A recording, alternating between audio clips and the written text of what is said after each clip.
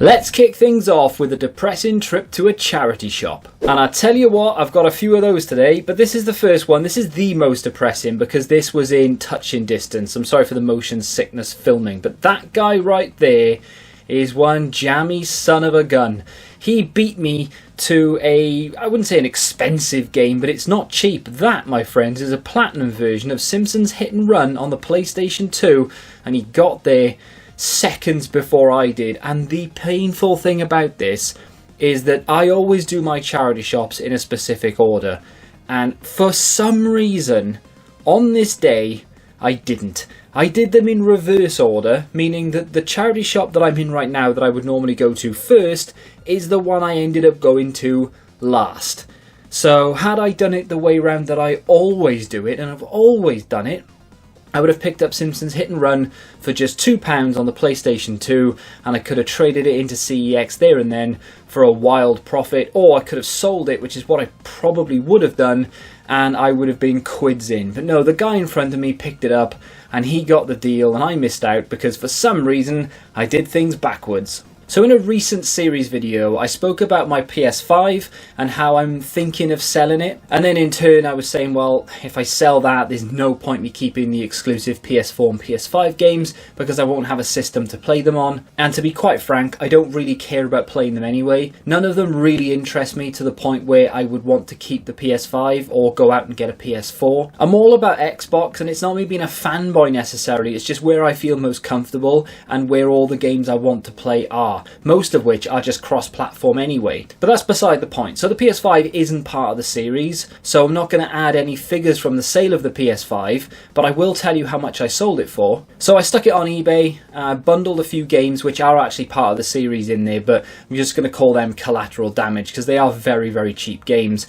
I just wanted to throw something in there to sweeten the deal, if you will. And I had a few other accessories and things that I just threw in there. Anyway, the whole thing sold for like $380 or something of that nature, something close to that anyway. And of course, no fees on eBay for private sellers, and as I don't really buy and sell much anymore, if anything at all to be fair, I am a private seller, so I got all the money for it, no fees paid. But like I mentioned, it's not part of the series, so I'm not going to add anything. I'm not going to say, well, I'm going to take £10 for the games and put it into the series. It's just like I mentioned, collateral damage. It is what it is, and it's gone.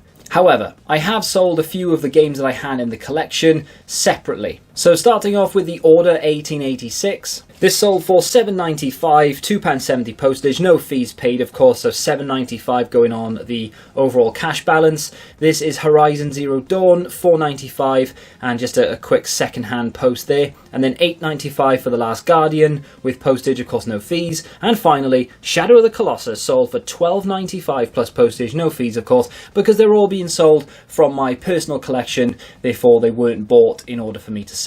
So 4 games gone from my collection. I believe they've all been in there for about a year or so. I think Shadow of the Colossus and Last Guardian have been there even longer. Last Guardian may very well have been in the collection since like the 2nd episode or something. So that's a long time for it to be sat in the collection, and I haven't played it. I haven't touched it once. I've not even like thought about picking it up off the shelf. So what is the point in keeping it? And now of course I don't even have a PlayStation to play it on, so it was about time I moved them on. Someone who actually wants to play them can play them, rather than me just having them on the shelf gathering dust. So all of that money will go back into the series balance, of course, because when I bought them, that would have come out of the series anyway. So it is all profit, if you will. And let's be honest, they were all bought with voucher anyway. I do still have a few left, so I've got Far Cry 6 sealed on the PS5, still trying to get between 10 and 12 for that. American Fugitive, I believe that's up for sale for about £8-10, something of that nature. Where the Heart Leads, I don't actually think I've got that up for sale. I'm not quite sure why. I've got a funny feeling that game will become expensive at some point, and as it's not really worth that much at the moment, I am kind of half tempted to keep hold of it. Truberbrook, which I'm trying to sell for between 12 and 15, and Rico, which is worth next to nothing. Not keeping it for any particular reason. I don't think it's listed. It's just worth so little that it's not even worth selling, if you will. I know some people look at the prices that I have on certain things and say, wow, you'll never get that for that. But believe it or not, people will pay over the odds of CEX price because they can guarantee the condition of it by looking at my feedback and of course by the pictures themselves. And also some people don't live anywhere near a CEX and therefore would be gambling, doing the roulette, if you will, by ordering it online, having having to pay the postage, and then they would have to return it if it didn't turn up in the condition that they wanted. So they go on eBay and they have a look at the condition via all the images, of course. And some people will buy it from overseas where they don't have CEX in that country, for example. So before I take my obligatory trip around CEX, wander around for 43 minutes looking at all the games I know are there, because I check the app every 12 minutes and pick up one game and leave, because let's be honest, that's all I do here. I'm going to pick up a Vinted order. This was, I don't know how much it was, I've got no idea actually. I will show the price for you on screen though, because you need to be in the know even if I'm not. So 3 Xbox One games, 2 of which are, I would say unfortunately, Lego. They're just solid games, and I mean that in sort of every sense of the word really. They're solid to play. Regardless of age, they are just solid games in general if you're into the subject matter. So in this case, Marvel Avengers, and in the next case, Lego City Undercover. But not only that, they are solid sellers or solid trading games. So in this instance, I am of course going to take them to CEX and trade them in. I paid far less than I can get in sort of credit, if you will, so it just makes perfect sense. The final game though is Forza 6. Now I was tempted to keep this. It is on Game Pass, and I honestly don't know when I'll play it. So with that in mind, I don't really know what to do. Like, that doesn't really stop me, or hasn't stopped me in the past, from keeping games in the collection. Just because I don't plan on playing them anytime soon doesn't mean I shouldn't put them in the collection, because if that's the case, why have I got over 150 Xbox 360 games behind me? Because I don't plan on playing 90% of those anytime soon. But recently I had a little word with myself, and incidentally it was in the middle of making the last video where I talked about the full content not being on the discs, and the fact that you don't really own much of anything. Even if you buy it physical, you're still at the mercy of just the license. 4 people watched that video. If you'd like to be the 5th, you can go check it out now. It is my most recently uploaded video. But I did come to the realization that these things right here are just license keys. They're not actually the game. Now, I knew that anyway, but the more you say it out loud, the more you think to yourself, why am I putting these things on the shelf when in XX amount of years I probably won't be able to play them? There's no point collecting physical games that aren't actually physical games. Does that make sense? I'm just buying physical digital products at this point. You know those code in box games that Nintendo do? Well, that's kind of what these are in a way, except the code isn't an actual code. It's just a disk, which is the key, which in turn is essentially the code. So in the comment section of my most recent video, a lot of people agreed with me and said, do you know what? I don't know why I'm collecting them either. You make a fair point. I might actually rethink what I'm doing. A lot of other people said, yep, you're absolutely right, and I've been this way for a very long time. I don't collect modern system games because they are just product keys, and in the future when I want to play them, there's no guarantee I'll be able to, and they might be worthless. So I'm still thinking things through with regards to the Series X and indeed the Xbox One games, but I am now leaning on the side of I'm going to continue to buy them and I'm going to continue to play them, obviously, but I don't think I'm going to be collecting them, if you will. I think I'm going to play them, and once they're finished, I'm going to sell them or I'm going to trade them. I don't think I'm going to be in the collecting business for Xbox One and Series X games, unless the game is one that I will continue to revisit time and time again. So I've got 2 examples to show you here. I recently played through and finished Wreckfest. I actually enjoyed myself, and I wasn't sad that it ended necessarily. I was a little bit surprised it wasn't longer, but I did enjoy myself for the most part. There wasn't really any frustrating moments. It was a pretty fun game once you really get into it and you start getting past all like the slow, crappy tractor races and stuff. When you get into the actual banger racing and the circuits and stuff, yeah, it's a lot of fun.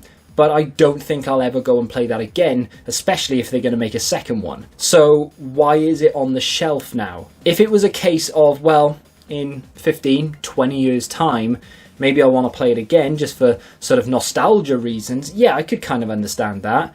But now I'm on the fence because I don't know whether I'm going to be able to play this in 10, 20 years' time. It is a dilemma for sure. But then I have another game. This is Mortal Kombat 11, and this will go for any sort of beat 'em up like this, but Mortal Kombat is the one I grabbed because it's the one that I enjoy the most. And I have played and completed this once, and it is on my backlog to play through again because I enjoy it. And that is a type of game that I would like to keep in the collection, if you will, because it's a game I will revisit time and time again. And I'm happy to pick those games up and keep them for as long as I can because I'll get my money's worth out of these. I'll play through them, I'll put them back on the shelf. In a couple of months, I'll pick it up again and I'll play through it again. Maybe not all the way, maybe I'll just spend 20 minutes or a couple of hours on it or whatever, but I will continue to revisit it and it will pay for itself. This game I've played through in its entirety once, and I'm unlikely to do that again, especially as I'm a bit of an achievement whore and I have got all I can out of this realistically. So I don't really have any reason to go back to it. I didn't enjoy it enough, if you will, to pick it up and play it for half an hour here or there. So I think that's what I'm going to do. Games I pick up, play, finish, and don't really intend on playing ever again, or don't really have any replayability,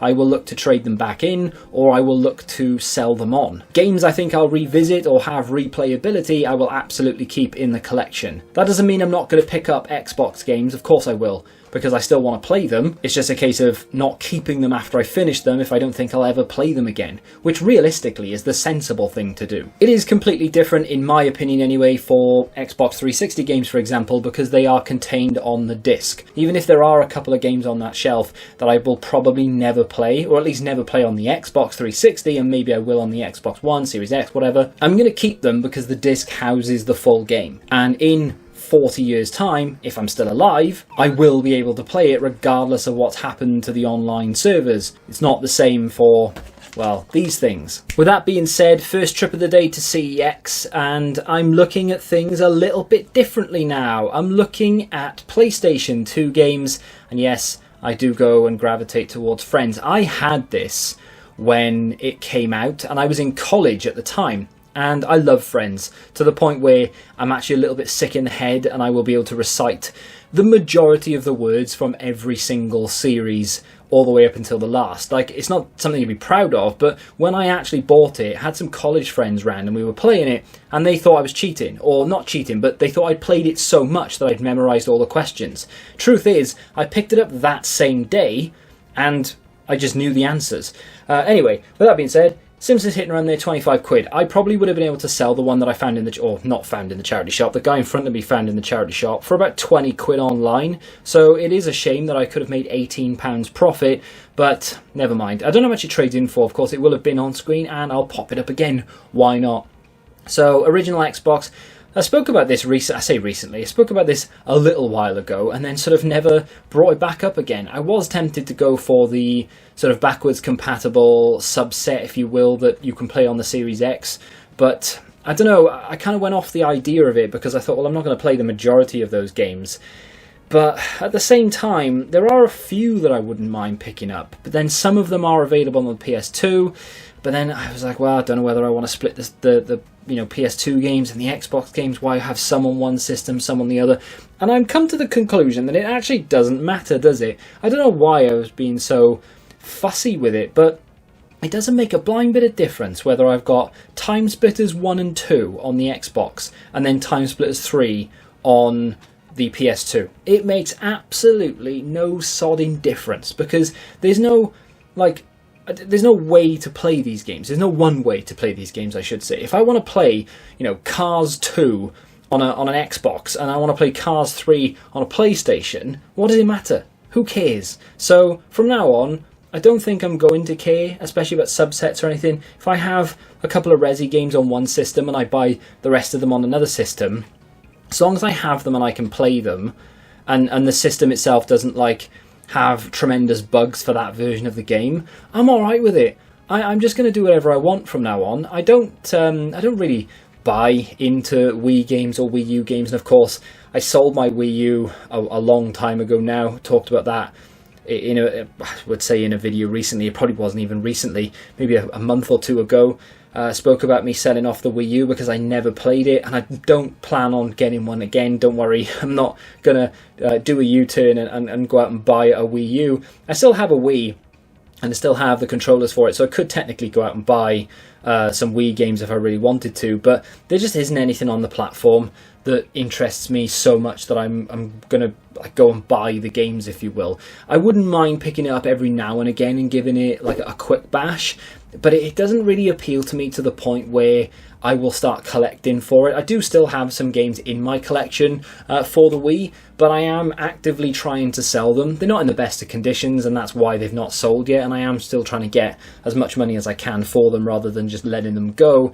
But with the idea of now collecting for just older systems, like I mentioned, I will still buy games for the Series X. I'm still going to look to maybe pick up the odd new release here or there. In fact, I do in this video. But I'm doing future me a favour. Rather than having all these worthless lumps of plastic on the shelf in 20 years' time, I'm going to actively look to just only buy the games I intend to play within the next 6 months. But when it comes to the older systems, I don't mind picking up games that I know I won't play for a few years, because I know that I'm buying them at the price I'm happy to pay, and I know that I'll always be able to play them, and that's the beauty of it. So not that I'm going to be looking to pick up loads of PS2 games anytime soon, but I am kind of half tempted now to maybe start looking at them more often, just in case there's something that I want to pick up. That Friends game, incidentally, I know a lot of people will be like, why do you even care about that? I know you say you like Friends, but come on, it's just a trivia game. You can go on Google and type in Friends trivia and just play a quick game of that or whatever.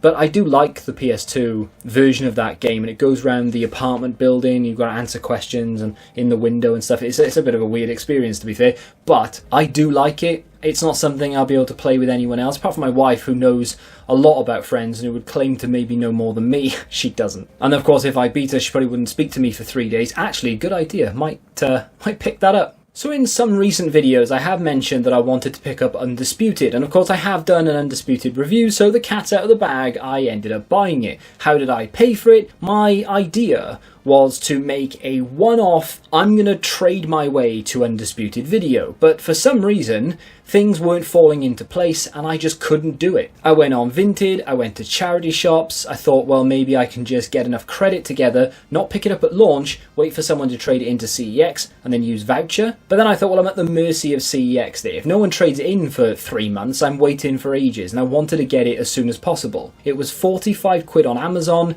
that was my target. So I went in search of things I could flip to try and make £45 in profit so that I could pay for Undisputed. I found this very comical. This is a Manchester City shirt, which is absolutely fake from start to finish. They wanted, if I can spin it round, which I will do in a minute and you're going to see, £6.50. And I thought, well, okay, what? Bruno Fernandes, a Manchester United player, on the back of this Man City shirt that is also fake. I mean, that is the biggest mess I've ever seen. And I know it's not video game related. I know a lot of people will be like, I don't know who Bruno Fernandes is. Well, Manchester City and Manchester United, if you don't know, are obviously arch rivals. And Bruno Fernandes plays for Manchester United. This is a Manchester City shirt. On top of that, it was indeed fake. And they wanted £6.50. Now, in my mind, I'm thinking, well, they either knew it was fake because they only charged £6.50, or they knew Bruno Fernandes played for Man United. Who is buying that for £6.50? I'll never know. That realistically should be there till the end of time. The next clip I have is equally laughable, and it's not video game related, and yes, it is still football shirt related, but when it comes to sort of buying and selling and flipping video games to make a profit, in my area, it's just not that easy to do it, especially if you allocate one day to go around the charity shops. You are very much at the mercy of whatever they have on sale, and they just happen to have football related items. So let's go back into that charity shop, and incidentally, it's the charity shop that the guy beat me to Simpsons Hit and Run. This was a few days before. You'll see that they don't have all those PS2 games out. They probably have them at the back. First thing I saw with these, now I had actually seen these before, and I think they wanted like £10 for them or something, or maybe 8. Not really worth it. You probably could make a tiny bit, like a really small amount, but they were worn. I can't even see that price there. Maybe it's a tenner, maybe it's 8 quid. They probably would sell for like 12, 15, so you could make £2 profit if you really wanted to. I didn't want to, so I left it there. Some DVD box sets at the top, video games here, of course. I've already gone through these before. These were very, very clean. And I mean, like, pristine condition clean. It's a shame that none of them are worth buying. Like, they're all really, really cheap. I'm not saying they're not good games. They're absolutely good games. Some of these are actually gems, and you can have a lot of fun on. But CEX charge less, for the majority anyway, than this charity shop did.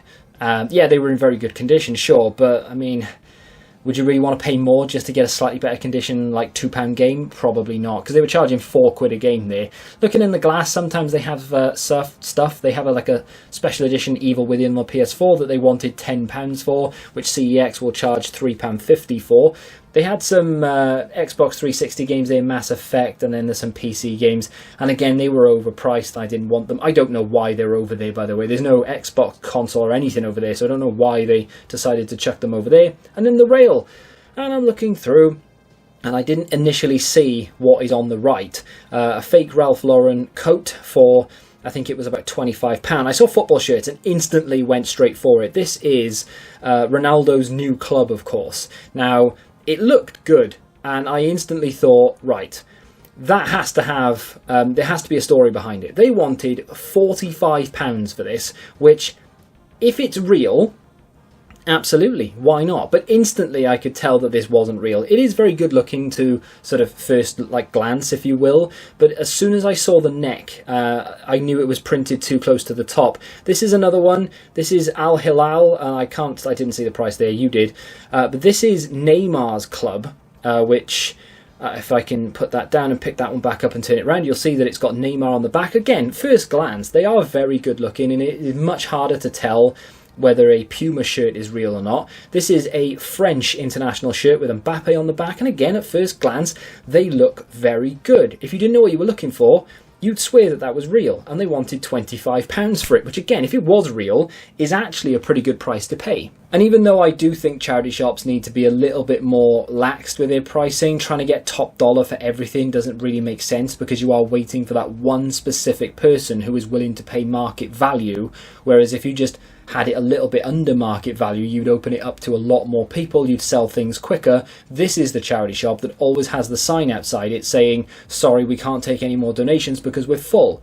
They're full because they try and charge 45 quid for a fake football shirt. I have been in there since then, of course. I went in there and they had all those sort of PS2 games in, and those shirts were still there. They had been reduced, but only by like £5 each or something. The sad thing is, I think someone will fall victim to buying these. They'll buy them for a present. We're edging closer to the festive season every day. People like to prepare in June these days for Christmas, so it is likely that an unsuspecting grandmother or something will buy this for their grandson, thinking, oh, Ronaldo top, £30, good price. I've looked online, they're about 90, which, believe it or not, they are. That's a very good price. I'll pack that away and I'll give it to him on Christmas Day. And then he receives it. He'll either not know the difference, and I guess you could say, well, victimless crime, it's fine, but chances are they will know, and then they are stuck with a fake shirt. They won't want to say anything because they're too polite, and then they'll never wear it because it's fake, and it's 30 quid down the drain, essentially. But either way, whichever way you look at it, we could debate it for a long time. Should I have said something? That is the ultimate question that I keep pondering. I guess, in a way, it kind of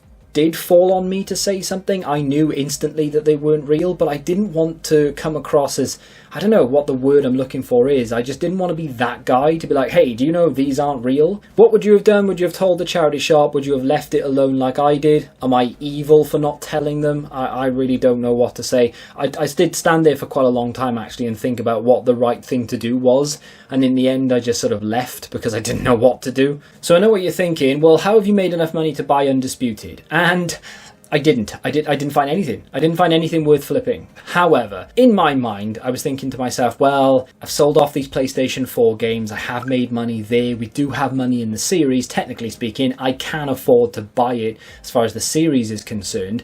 In terms of my personal life, I had planned for this eventuality. My goal, of course, was to flip towards it, but I didn't find anything. Luckily, I had the foresight to be putting money aside for this every now and again, to the point where I had 45 quid that I could just buy the game outright, and that's exactly what I did. I bought it on Amazon. It arrived the day of release. I would say a little bit frustrating because, of course, you kind of hope that it's going to turn up the day before, and sometimes it does, but it's fine. It turned up the afternoon of. I can't really expect anything more than that. I've played it a fair bit, and I do enjoy it for the most part. It does have its issues, and the more I play it, the more frustrating I get with it because it's not Fight Night, and it feels like it's not Fight Night. I've done a review on it, and I'm really surprised to say that review was done absolutely phenomenal. I wish I could get that many views on every video that I put out, and I also wish that I could just do reviews of video games like that and get the same response for them, but unfortunately I think this is going to be a one-hit wonder. If you get one hit because it's boxing.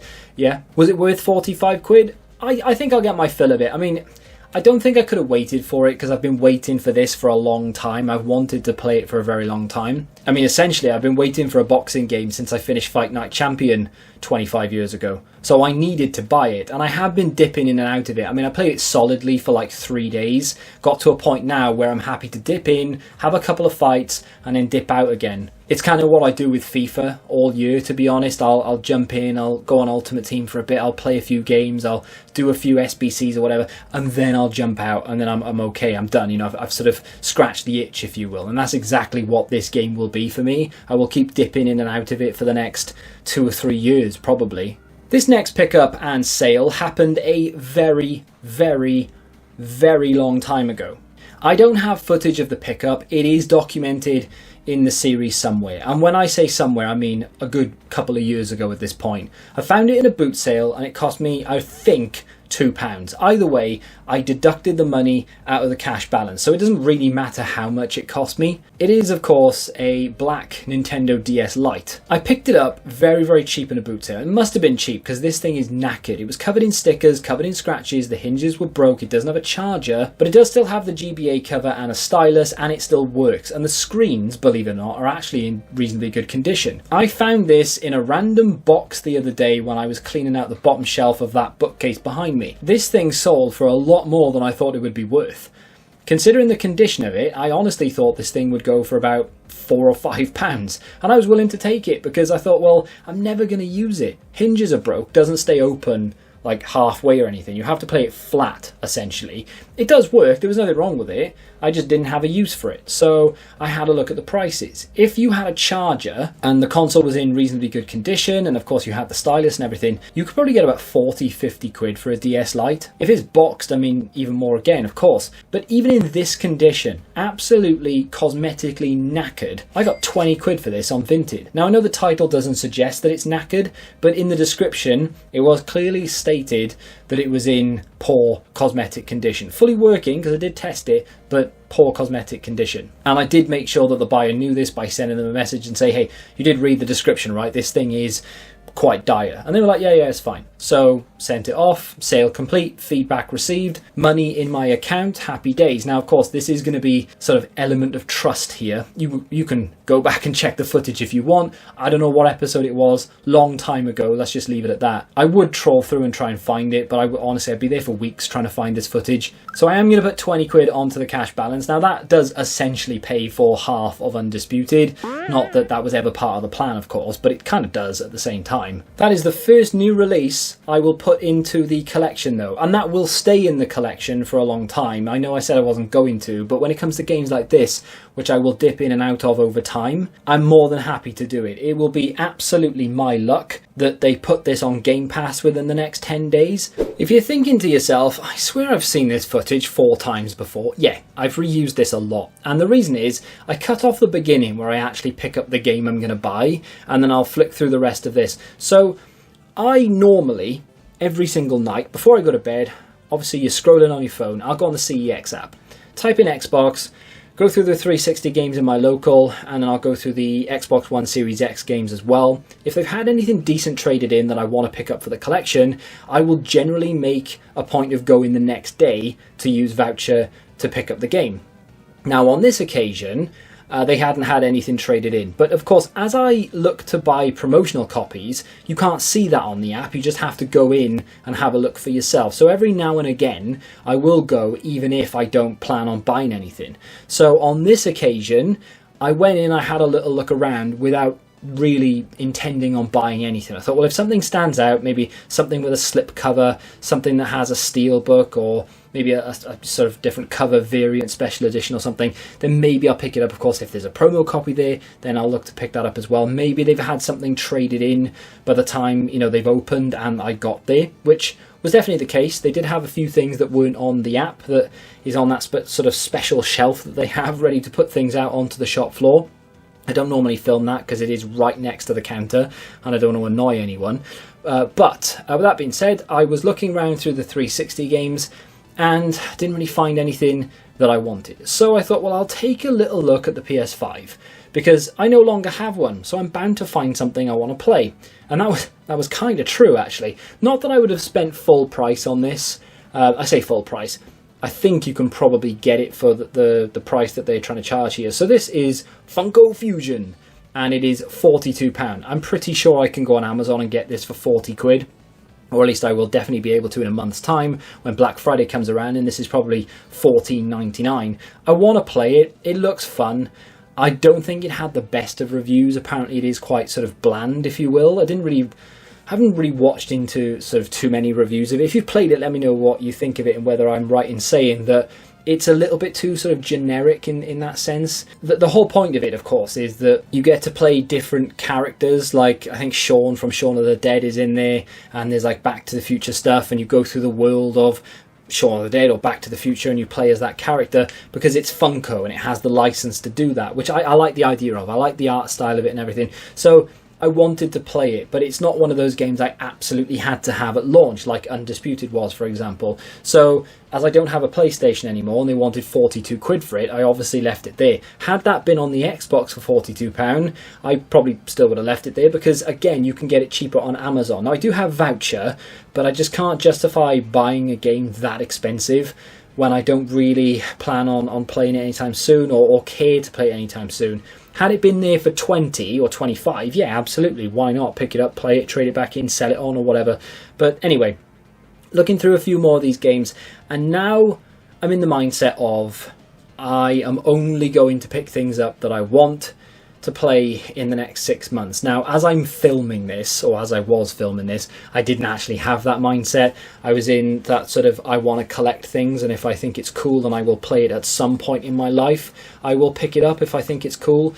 But I was looking for just variants, really, because I knew what they had in stock. There was nothing that I knew anyway that I wanted. It was just a case of if they had slipcovers, steelbooks or whatever, promotional copies potentially.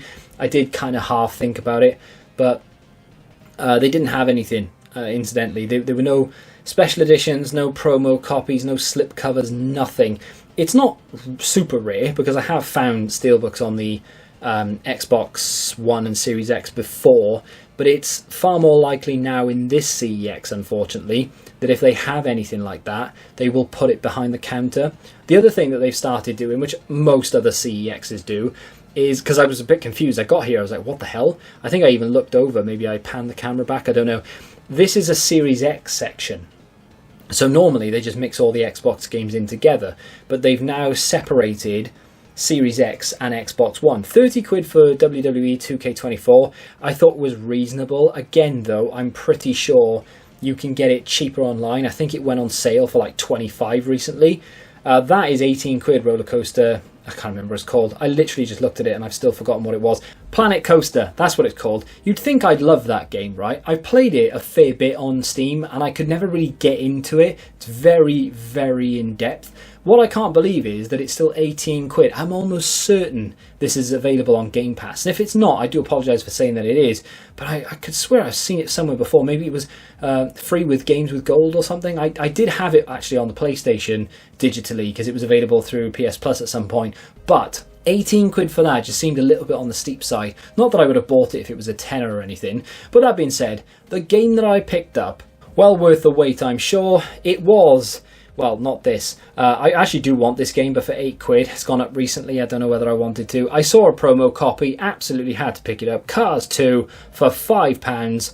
This is the first promo copy I've seen in this CEX for... I mean, I don't even know how long it's been since I've seen one in this CEX. I think Murdered Soul Suspect was the first promo copy I picked up on the 360, and it was in my local CEX. And I haven't seen one since then. And since then, I've picked up 19 promo copies after this one. And now, finally, we can pick up our 21st promotional copy to add to the collection. Not this one, this one.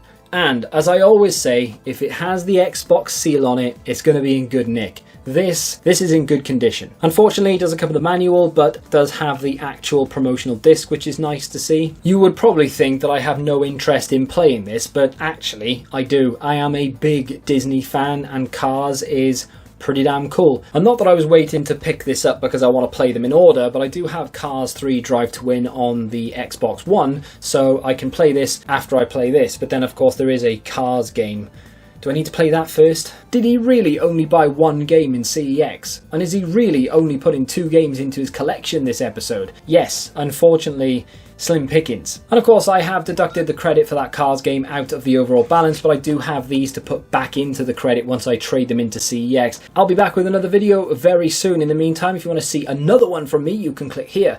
And until the next time, goodbye.